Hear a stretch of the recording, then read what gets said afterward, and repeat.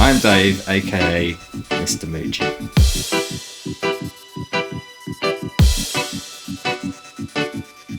And I'm Katie, also known as Miss Muju.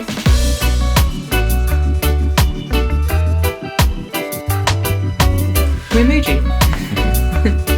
Team Muju. Team Muju, yeah. The Mujus, whatever you want.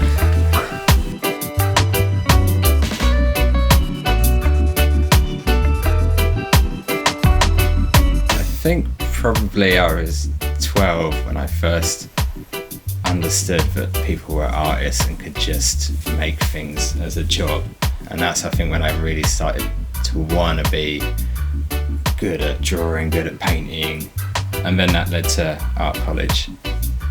And then post art college,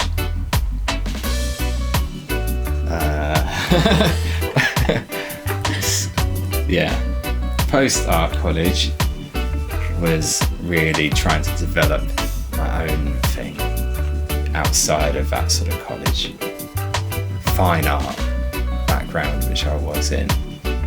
Photography and drawing, wanting to take photographs, was directly inspired by loving skateboarding and getting skateboard magazines, seeing all those crazy adverts, hand-drawn graphics for skateboards, awesome wide-angle photos of skaters. I was like, I want to be a skate photographer.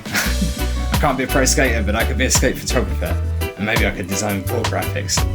I loved art from before I can remember. Like my older brother was really good at drawing even when we were tiny, so I would just copy him. I would get into all sorts of craft. I'd make my own toys, and I'd like get these knitting patterns to knit toys. Anything like creative I just loved. I did like art and photography A-level because, like Dave, I really got into photography as well, and I sort of went on to do that at BTEC, but that's the point where I dropped it, like studying art, because I just loved it so much and I didn't like the sort of school structure of art. I just liked to do what I wanted and not be told what I should do.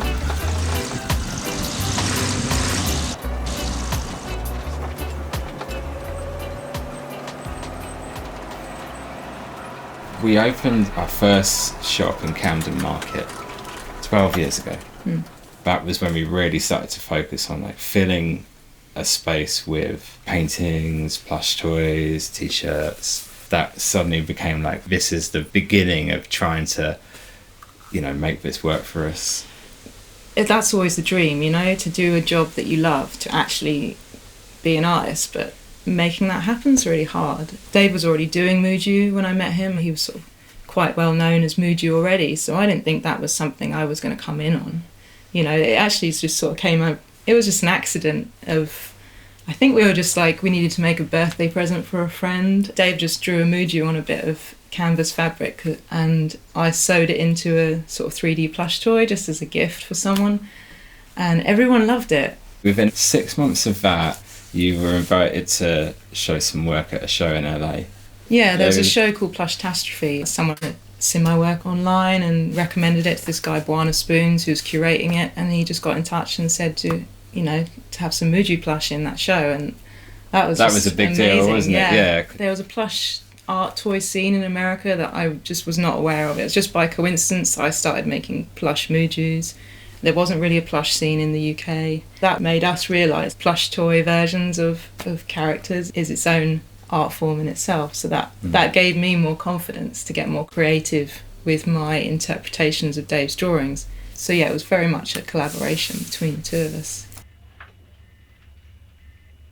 Because we've been working together for over 10 years, as our creative work has evolved, it's evolved together. Nowadays, I'm as inspired by a lot of the sculptures that you're making as you have been by what's in the drawings and the paintings. Our creative vision sort of meshed quite well. I never really felt the need to direct what I thought you should do. I can't think of any time where you've gone, I think I'm going to do this. I'm like, God, that's horrible. No, don't do that. Although your medium is sculpture and 3D, and mine's 2D illustration and painting, you know, 2D illustrations, sign language, I don't know why that's illustration. painting. It's not how he paints. Paint like this. I think that it's always worked because neither of us tell the other one what to do, and we both love what the other one does. We also share a lot of common influences and inspirations. I'm surprised in a way that it still works because you're right, it's not common. Yeah, I can't really think of many or any off the top of my head people that quite do this, you know, Work in the same way, yeah. So, you know, a shared vision but different aspects. I feel pretty lucky because I'm a big Muju fan. I love what Dave draws, and right from the start he's not been really precious about it. He's not been like, no, this is my thing. He's been very inclusive, and I just get to look through all of his drawings of his world that just flows out of the pen, and I just take inspiration from it, and then my own ideas bubble up. I think the only thing where I've taken a definite like drawing of yours was the tree spirit. How that came about was Dave did this massive illustration, really epic Lost Valley illustration, and in the top corner of that there's a really tiny little character, and I was in the middle of sculpting this other thing, and I was on one trajectory, and I was like, yeah, I'm doing that now, and then I just saw this little guy, and I was just like, no, I have to make him, and that's the one time when I've tried to exactly copy or create something that he's done, and I really loved it.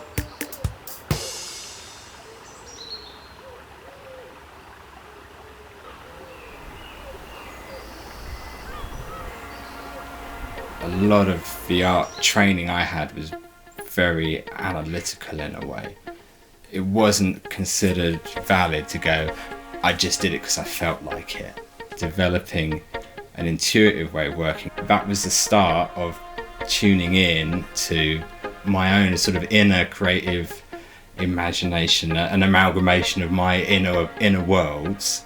I didn't really have a reference for any other way like that until you perhaps go to other cultures where art is part of a spiritual or social cultural function. It's not commodity, it's telling stories to do with the culture or the spiritual traditions. Art serves a function in that way. For us it feels like it's a shared inspiration that's, you know, I thought was just personal to me, but I've seen you develop your own thing, which feels like, yeah, that's part of it as well. So suddenly it feels like, well, hang on, this isn't to do with our individual identities as Dave or Katie, it's like some other shared creative inspiration. It can feel like it's a real place somewhere. Sometimes you talk about like tuning into Radio Muju, you know, like sometimes the drawing doesn't flow and sometimes it does, because he's like, it's like trying to find the frequency for Mujuworld.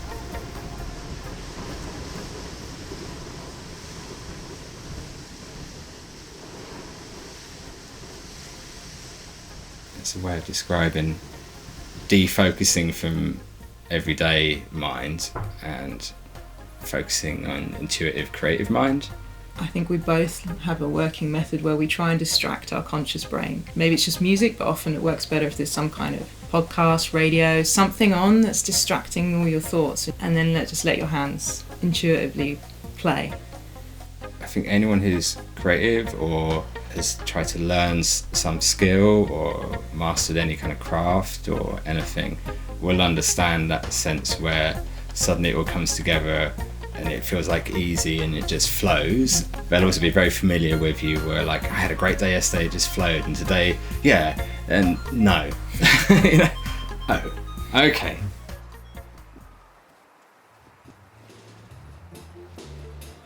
Because we've both got a massive photography passion and travel, so whenever we can and the opportunity comes up, we like to take all our cameras and sketchbooks and go and get inspired.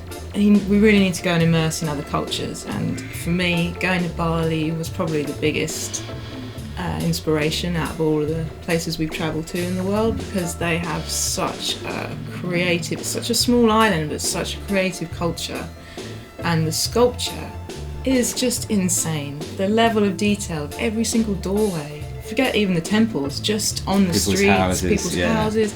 Definitely after our first trip to Bali, I came back home and looked at what I've sculpted so far and was just like, no, I could do so much better. I've got to raise my game. I really felt like, no, I need to push what I think is possible. I had exactly the same thing walking into an art museum in Bali.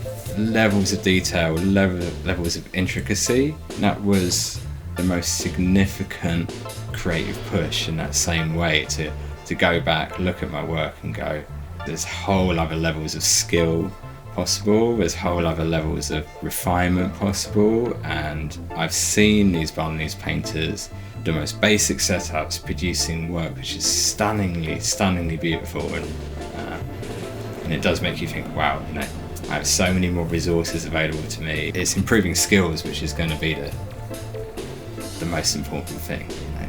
Don't worry about who you know or your profile or whatever. Just focus on, you know, getting better. You know, getting real skills, real tangible skills that you can improve and refine.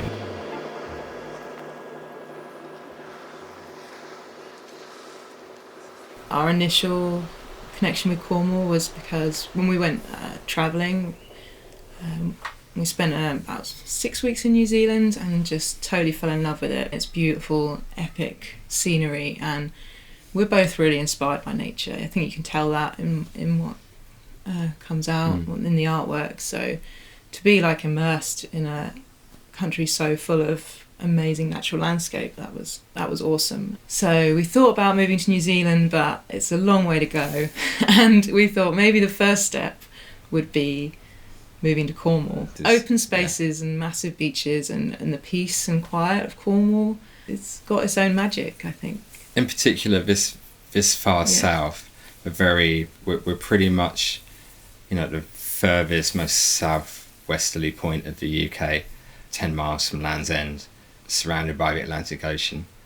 The weather plays a big part in your lifestyle here. Living by the sea as well, you've always lived by the sea. Yeah. I moved to the coast from the city and really loved that. You know, being able to go somewhere and look out at just colour, sky and sea, and not have, there was an edge where man-made stuff stopped, big wide open space, you know. And I think that's always been an inspiration for me.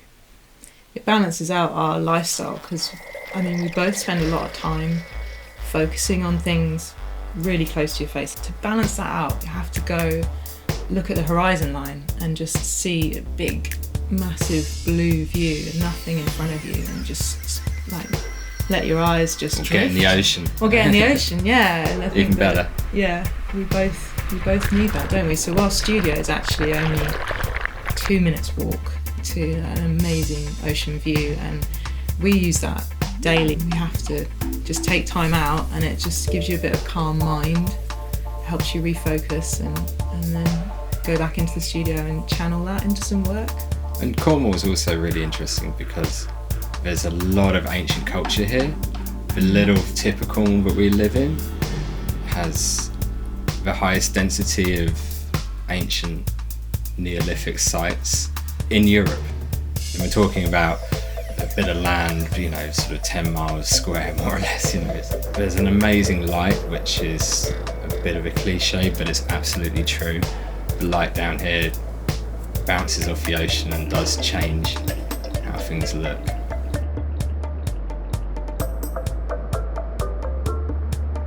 Our environment feeds back positively to us, so we can channel that into our work. And we are both quite environmentally conscious, you know, we don't shout about it that much, a little bit. We are both passionate about I'm gonna go really, no, I better not get too hippie, let's not go there. Let's go full hippie. Let's go full hippie. We are vegetarian hippie weirdos. It's basically, you know, we are like nice a bit, hippie weirdos. We have got a little bit of that in our backgrounds. Both of us separately grew up with a bit of a conscious. We don't want to eat meat. Want to look after the environment. You know, we think trees are a good idea. We do think trees are a good idea. So, you know, we have been able to like even if we can just get that through subtly with our artwork, I think that's important to us. Just trying to plant those little seeds of ideas with other people. If it makes even the tiniest difference, then that's good for us, I think, because we really do appreciate living somewhere beautiful where it has been kept clean, and we should plant more trees and try and clean up. Keep the ocean clean. Keep the ocean clean. It's important enough to us that we have taken pains to be conscious about what materials we use in our practice as well. You know, even right from the start, getting into resin casting, it only took about 6 months of working with normal resin for us to start thinking about, well, is there another option out there? And researching bio-resin and finding out that, yeah, you can actually work with a resin that's plant-based, and it's a lot harder to work with, and it costs a lot more, and it comes with loads of complications, but it's more important to us to work with non-toxic materials. Living in a beautiful environment does make you more aware of not impacting on it just for artwork.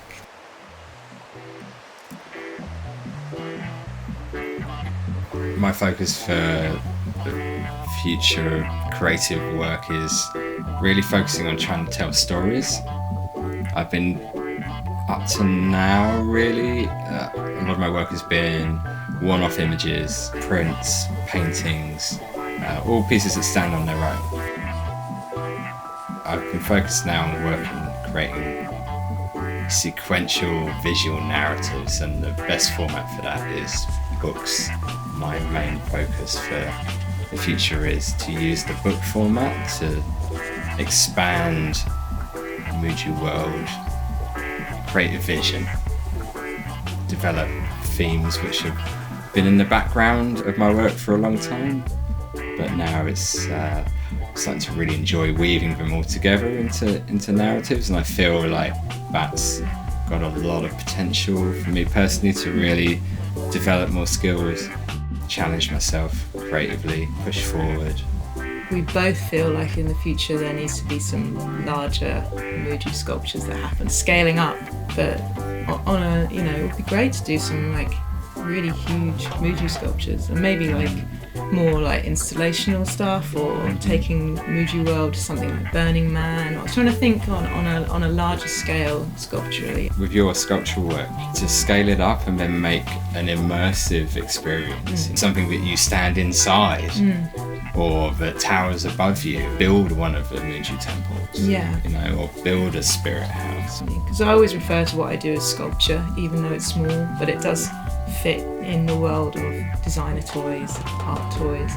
But all you have to do is just scale up a little bit, and then it is sculpture. It is in the gallery, it is in a sculpture park. And the bigger I go, the more detail I can get on it, and that's what I really enjoy. Get them even more complex, and that would be great.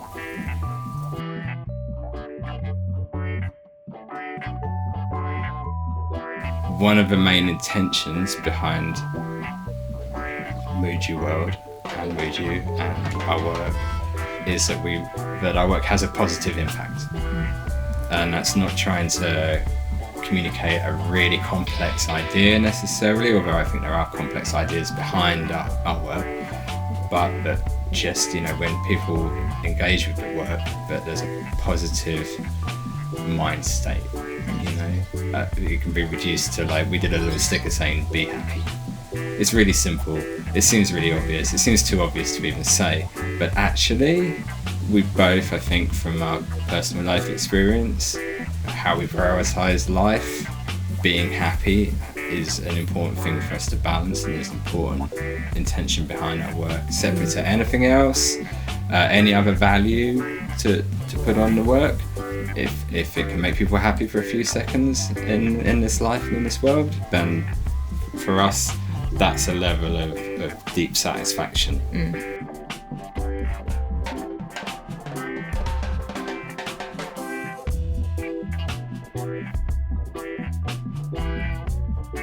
Who can go first? Okay. What's your story? So my story is,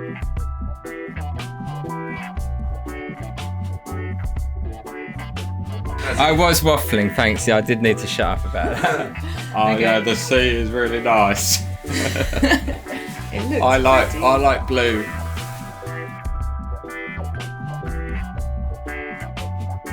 If this is the end of today's interview, is there anything else that we haven't talked about that you think is important for me or anyone else to understand about you, your work, Mujuworld, life, the universe and everything? How to chop up vegetables properly, for example.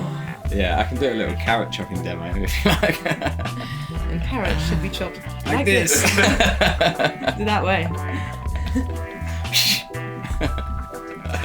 Not like that. Like this.